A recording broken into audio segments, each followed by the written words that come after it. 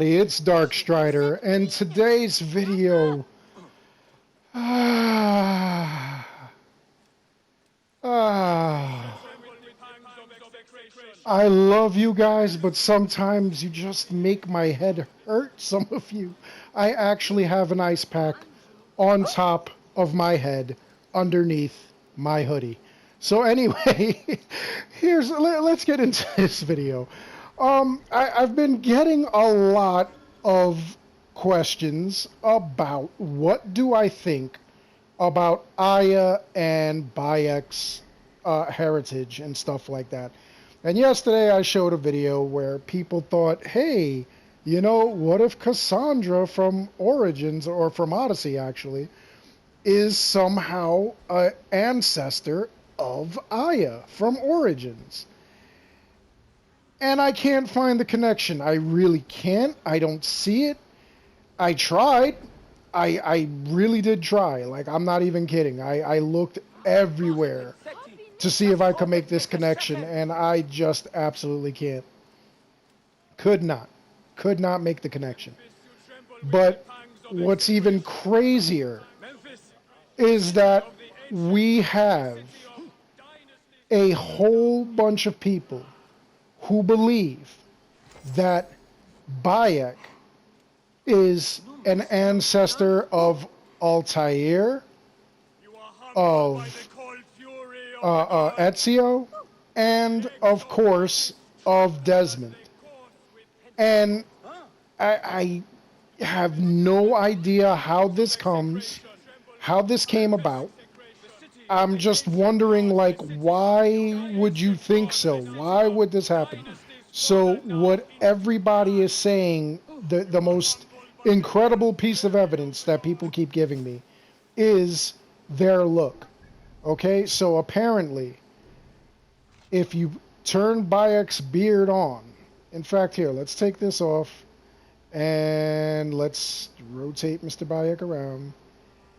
And let's see. First of all, let's look in photo mode. Oh, too close. Let's move down a little bit. Let's take a look. One of the most compelling pieces of evidence is supposed to be a cut on Bayek's lip, which matches Ezio, which matches Desmond, which matches Altair. And let's see. Bayek does have that cut on his lip, as you can see here on the side. Now, supposedly, that's the most compelling piece of evidence. The other thing that, you know, people always go with is, let's see, when he's got his beard, not really his hair. His hair really doesn't do it, but the beard supposedly does it. So let's look again. Let's get out of the bush there, man. All right, let's take a look. And with the cut on the lip, and there he is. And this is supposed to be one of the most compelling pieces of evidence. Now, let's try putting the hood on. And we're going to look again. Let's go into photo mode. And in some angles, he even looks a little bit like Desmond and Ezio and even Altair. As you can see, this was what everyone's going by: facial features, and of course the infamous split on the lip. But the thing is that, in my opinion, yeah, you know, he could kind of look like that, but when you look at Altair and Ezio, they're actually Desmond. They're models of Desmond that are in those kind of things. Honestly, if I had to guess, let me see, through my million outfits here. Let's see, where is it? Where's that one specific one that I'm looking for? Nope, it's not there. I guess it's higher. Here we go. Aguilar's outfit. Aguilar from the Assassin's Creed movie. Let's see what happens when he puts on this outfit with the beard and the mustache. And oh my goodness, I think he looks more like Al-Mualim. from Assassin's Creed 1, which was the teacher of Altair. He looks like a younger version of Al-Mualim, honestly. Now, I'm not saying, and let's not start this rumor that he's actually like an ancestor to Al-Mualim. That's not what I'm saying here. What I'm saying is that, depending on clothing and options and stuff like that, I mean, yes, he could look like that, but I don't think so. I don't think that he's an ancestor of Desmond's. Now, another piece of evidence that I have against this is the fact that, what's her name? Layla, she actually has the animus. She has her own animus, and she actually has genetic material borrowed from Desmond. She knows of the Subject 17 project. She mentions it in her emails. If you go into the real world, you will see a bunch of different emails between her and her girl in the chair D, and they were talking about, Desmond and Subject 17 and things like that. She has genetic material from Subject 17. Okay?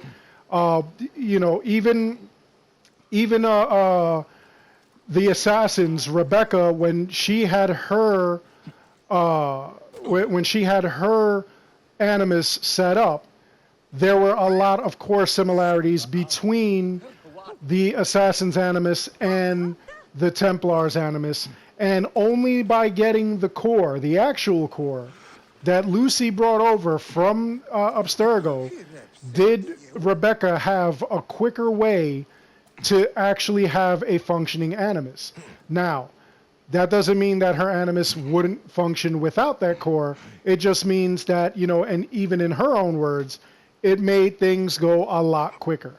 Okay, it was calibrated, everything like that, for Desmond, and, a lot of the other subjects who had preceded him as they were searching for pieces of Eden. Now, on top of that, Layla's animus has to have similar core similarities. Okay? She could not just, create her animus from scratch and not have some way of jump-starting her own project. Working at Abstergo, she did have access to certain things, and this is, how she came about doing this stuff. She didn't just walk into like her corner store and say, hey, I need, a genetic sequence splicer. That's pretty hard to come by.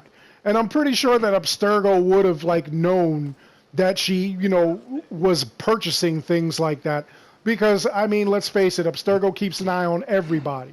They, as you could see in certain sequences and glyph things in the Assassin's Creed series, especially 2, Brotherhood, and Revelations, you do see where Abstergo was spying on people, random people, their own people. They weren't stupid. They knew that they had to spy. So there are certain things that had to have been stolen from Abstergo, or if not stolen, she paid a hefty price for those items, and you gotta figure and you gotta wonder, like, where did she get the money for it? Not to say that she stole everything, but like, I'm pretty sure that it wasn't just something that she picked up along the way, or she took out a loan. Hey mom, hey dad, do you think you could lend me like a couple $1 million so that I could create this chair that I'm going to sit in and jump into dead people's memories?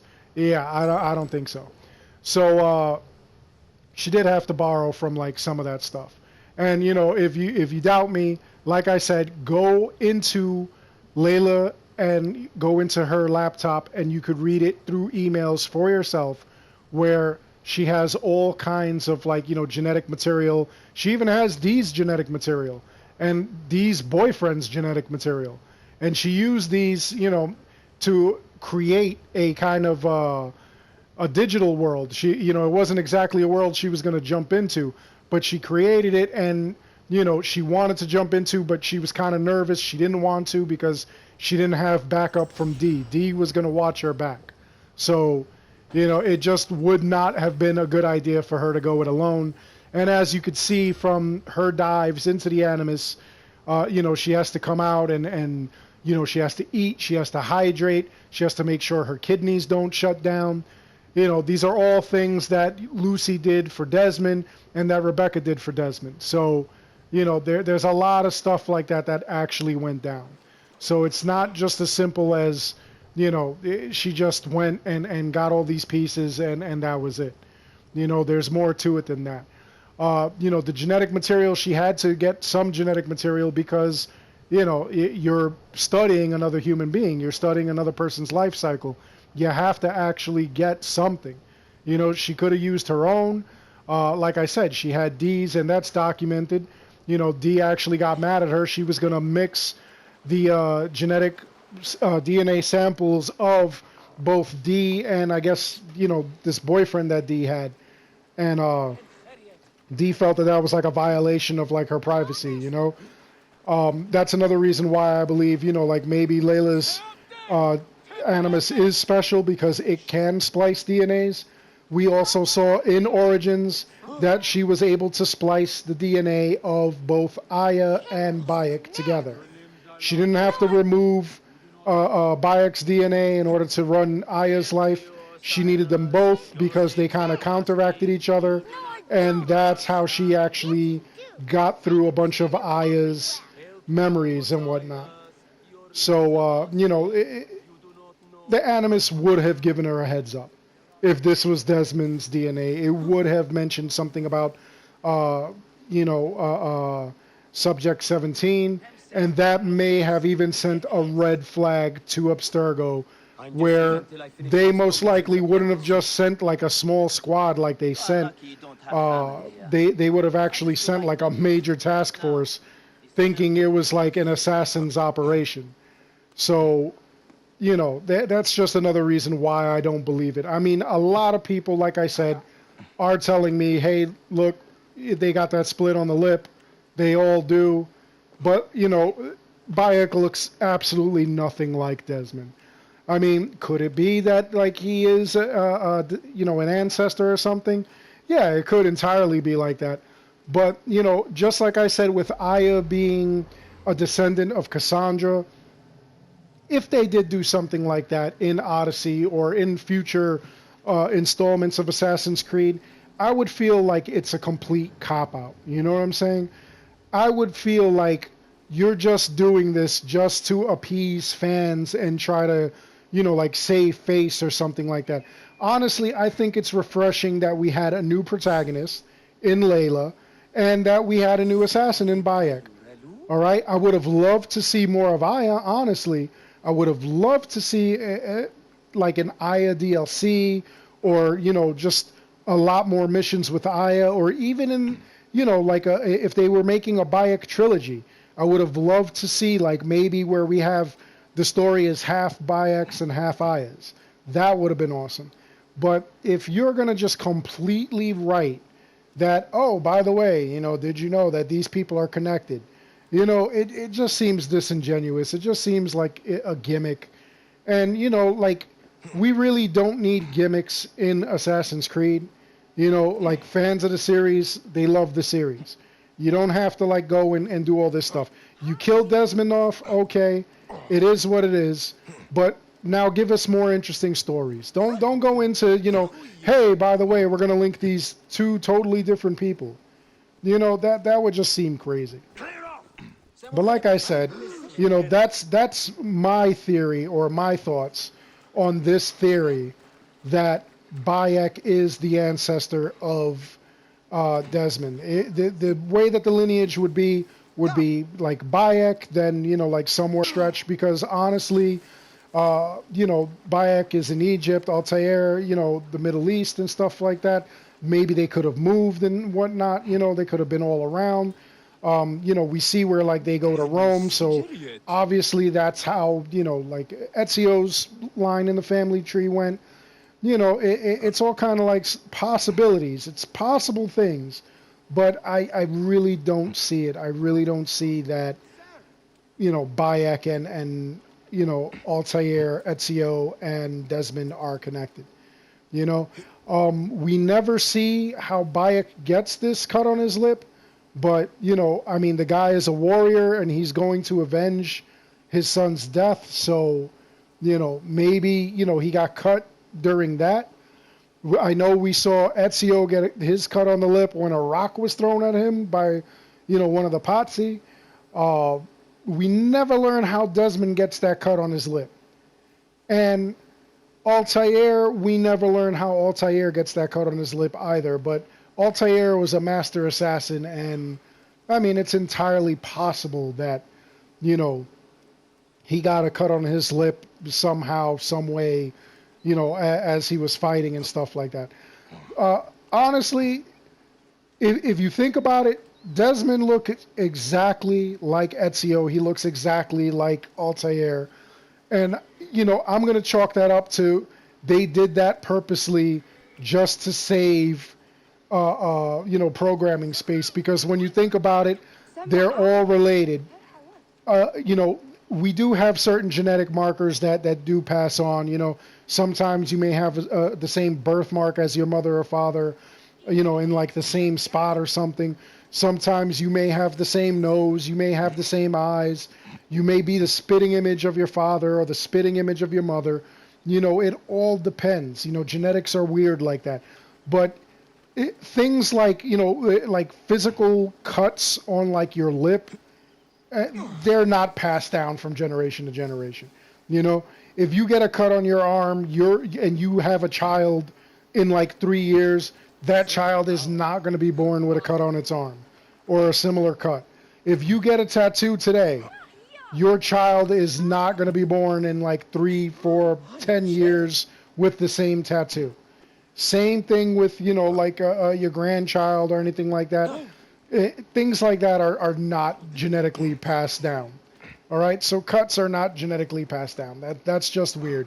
That was basically done just because they all look exactly the same, because, it basically was Desmond's family tree, and that's how they looked. We didn't see Edward or Haytham or Connor with those cuts on their lips.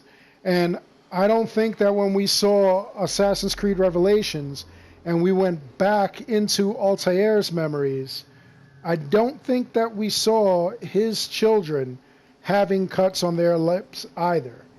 I do not recall that. I could be wrong. If I am wrong, then let me know I'm wrong. Comment about it. But as far as all this goes, I highly, highly, highly do not believe that Bayek is of Desmond's family tree. And like I said, we can't link every single assassin to Desmond, because then, the whole game it gets weird. It's just a game about Desmond at that point. And it's really not a game about Desmond. It's a game about history and assassins. And, the Isu. And our hunt for, like, their knowledge and stuff like that. And our hunt to stop the Templars from taking over with their knowledge.